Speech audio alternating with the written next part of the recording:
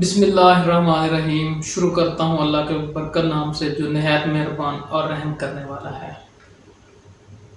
آج کا ہمارا ٹاپک ہوگا کشمیر ایشوز۔ آج ہم صرف کشمیر کے ایشوز پر بات کریں گے۔ بھارت میں ایک دن کے لیے مصنوعی آکسیجن کی کمی کیا ہوئی، پوری دنیا چیخ اٹھی، لیکن کشمیر پر جو 650 دن سے بند پڑا ہے اس پر کوئی بولنے والا نہیں۔ کورونا سے بھارت میں تباہی پہ افسردگی اپنی جگہ، لیکن مقبوضہ کشمیر پہ مسلط خون اشام و شام کا نوحہ آج بھی پڑا جاتا ہے۔ بھارت سے ہمدردی میں مرے جا رہے ہمارے صحافی مقبوضہ وادی میں مظالم پر کیوں نہ بول پائے۔ گستاخی معاف، انسانیت کی باتیں بھی اس کے لیے زیب دیتی ہیں جسے انسانیت کا پاس ہو۔